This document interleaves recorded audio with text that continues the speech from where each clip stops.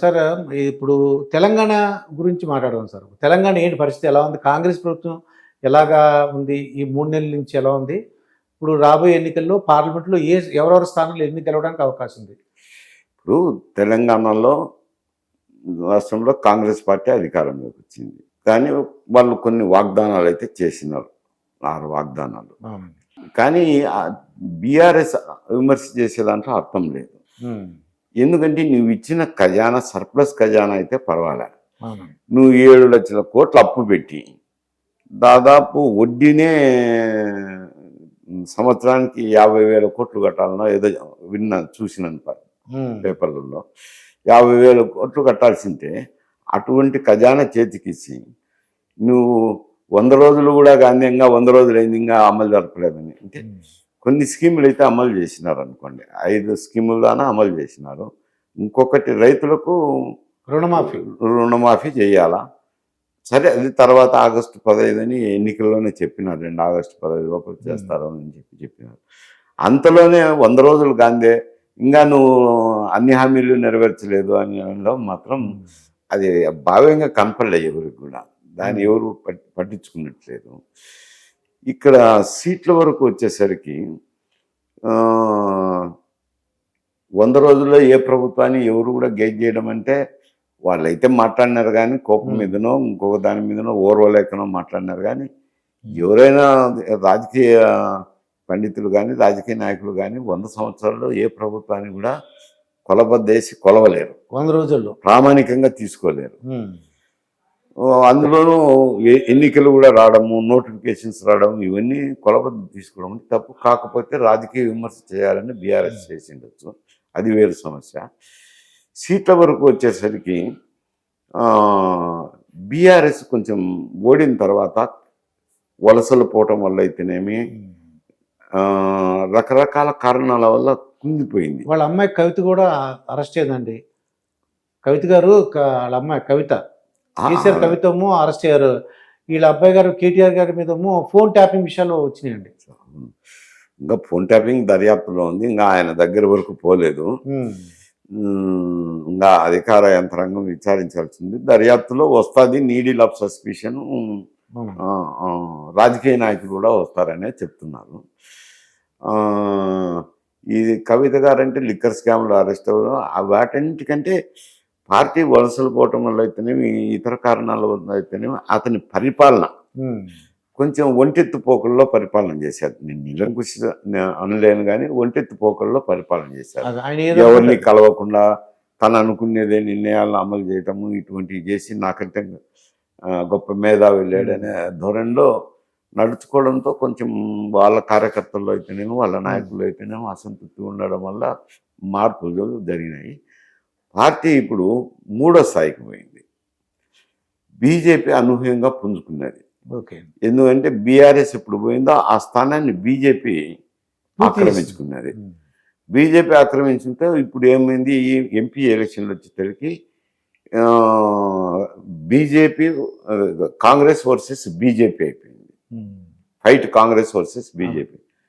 కాకపోతే ఈ మెల్లిలో ప్రజల దృష్టి అంతా అటు బీజేపీ ఇటు కాంగ్రెస్ అనేదే వచ్చింది. వచ్చినప్పుడు బీఆర్ఎస్కి ఏమన్నా వస్తే ఒక సీట్ రావచ్చునేమో, 1-2 ఎక్కువ రావు. మిగతాటి సరిసోగం పంచుకుంటారు అనుకుంటా.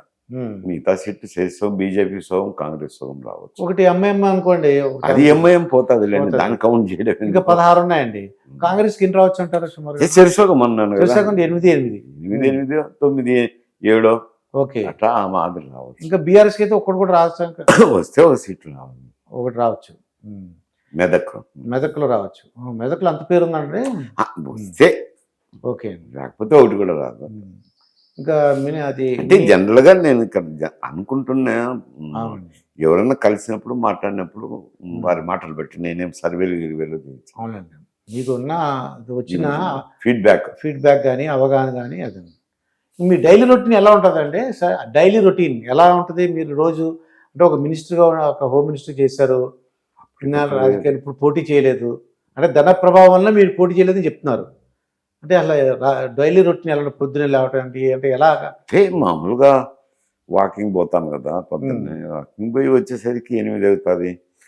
తర్వాత పేపర్లు ఉంటాయి. ఉమ్, ఎవరో ఒకరు వస్తుంటారు, అక్కడి నుంచి వస్తారు కదా. అవును. మరి పేషెంట్లు వచ్చి హాస్పిటల్కి చెప్పనే వాళ్ళు, ఉమ్, ఏదైనా పనులు ఉండేవాళ్ళు, ఇక్కడ స్థానికంగా ఉండే నాయకులు అక్కడ ఉన్న వాళ్ళు వస్తుంటారు, కలుస్తుంటారు. ఇక్కడ కూడా ఉండే స్థానికంగా ఉండే చాలామంది మిత్రులు హైదరాబాద్లో కూడా ఉన్నారు కదా, వాళ్ళు కలుస్తారు. ఏదో పెళ్ళిళ్ళని పార్టీలని ఏదో వ్యాపకం అయితే జరుగుతుంది. జరుగుతుంది.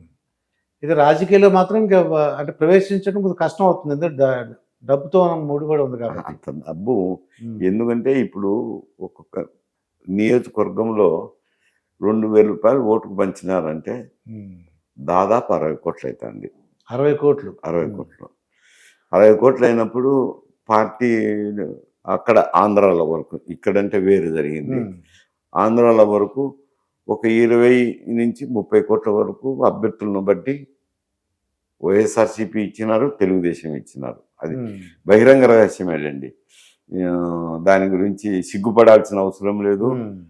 ఎన్నికల కమిషన్ సిగ్గుతో తలంచుకోవాల్సిందే, నిలుపుదల చేయలేనందుకు. మాట్లాడేవాళ్ళు సిగ్గుపడాల్సిన అవసరం లేదు. అది ఇచ్చినారు. పార్లమెంటుకు నిలబడిన అభ్యర్థులు కూడా 5ో 10ో వాళ్ళు కూడా సహకరించినారు. దాదాపు ఒక్కొక్క ఎమ్మెల్యే అభ్యర్థి 30-40 కోట్లు ఖర్చు పెట్టుకోవాల్సింది వచ్చింది. మిగతాదంటే ఇదే పార్టీ కొంత, పార్లమెంట్ మెంబర్ కొంత సహకరించిన 60-65 కోట్లు అవుతా వచ్చింది. 2000 అయితే 60-65 కోట్లు అవుతుంది ఖర్చు, పంపడానికి ఖర్చులు పైన ఖర్చులు. అంత మీరు ఖర్చు పెట్టలేదు అంత ఇప్పుడు ఎక్కడ ఉంటుంది. అందుకని ఇంకా అందులోనూ వయసు ఒకటి ఉంది కదా, 75 సంవత్సరాలు వచ్చింది. ఇంకా ఇప్పుడు నిలబడలేదు. ఇంకా నెక్స్ట్ ఎలక్షన్ అంటే 29 వచ్చి తలకి 8 ఏళ్ళు నడుస్తామో నడుస్తామో. నా డౌట్ అండి, వీళ్ళందరూ కలిసి అసలు రాజకీయాలు అందరూ కలిసి నువ్వు పంచొద్దు నేను పంచొద్దు, నిజాయితీగా వెళ్దాం ఓటింగ్ అని అనుకోరా సార్? నిజాయితీగాని ఎవరు అనుకోలే. ఆర్థికంగా కొంచెం ఇబ్బంది ఉండేటి ఒక్క 4-5-10 నియోజకవర్గాల్లో అంతే మాట్లాడుకొని పంచినారు. నువ్వు 1000 పంచు, నేను 1000 పంచు అని అట్లా మాట్లాడుకొని. లేదు నువ్వు 15 పంచు, నేను 10. అటువంటి 4-5 నియోజకవర్గాలే కానీ అంతకంటే ఎక్కువ లేదు. ఎందుకంటే ఈ మాట్లాడి పంచుకునే చోట రియాక్షన్స్ వస్తాయి. జనం దొంగనా కొడుకు వాళ్ళిద్దరు మాట్లాడుకుంటున్నారంటారు, ఇదే భాష మాట్లాడతారు. అది అనడం బాగుండదు, అయినా కానీ ఆ మాటలు వాళ్ళు మాట్లాడిన మాటలు నేను చెప్తాను. అది ప్రజలు అనుకునే మాటలు. కొన్ని చోట్ల ధర్నా కూడా చేశారటండి, ఏంటి మాకు ఇంకా డబ్బులు అందలేదని. చేస్తున్నారు, అడుగుతున్నారు, చేస్తున్నారు. ఏమైనా ప్రజల్లో ఇది ధన ప్రభావం ఎప్పుడు పోతుందంటే ప్రజల్లో మార్పు రావాలా. ఎందుకంటే ఇప్పుడు 30 కోట్లు 40 కోట్లు ఒక అభ్యర్థి ఖర్చు పెట్టి ఎన్నికల్లో నిలబడినప్పుడు గెలుపో ఓటమో జరుగుతుంది. గెలిచిన వాడైతే ఈయనక అయ్యే ఇప్పుడు వస్తుండేటన్ని కోర్టులోకి వెళ్ళినట్టే కాదు, ఇసుక దందాలు అయితేనేమి, భూదందాలు అయితేనేమి, ఏదైనా సరే డబ్బుకు ఏది అనర్హం కాదు సంపాదించుకునే దానికి. ఎందుకంటే ఇప్పుడు 30 కోట్లు సంపాదించుకోవాలా, మళ్ళీ ఎన్నికలకు 30 కోట్లు సంపాదించుకోవాలి. సరే 60 కోట్లు సంపాదించినప్పుడు 100 కోట్లు తక్కువ ఎందుకు అని ఈ అవినీతి ప్రజ్వరిల్లడానికి కారణం ఈ ఓట్లకు డబ్బులు పంపిణీ. అది ప్రజలు గుర్తించాలా. అది కొంత సమయం పడుతుంది, ఇంకొక 2-3 ఎలక్షన్లు పోయేసరికి వీళ్ళు ఏముందిరా మన డబ్బే తీసుకొని మనకే ఇస్తున్నారు కదా, ఎందుకు ఇది అనేది ప్రజల్లో ఒక ఆత్మవిమర్శ నుంచి రావచ్చు, డబ్బులు ఎందుకు అనేది. ఇదండి, ప్రజల్లో ఎప్పుడు కూడా మార్పు ఉండాలి, ప్రజల్లో మార్పు ఉంటే రాజకీయాలు కూడా మార్పులు ఉంటాయని మహేశ్వర్ రెడ్డి గారు చెప్తున్నారు. మరొక ఇంటర్వ్యూతో మీ ముందుంటాను, మీ మాస్టర్ దుర్గా ప్రసాద్.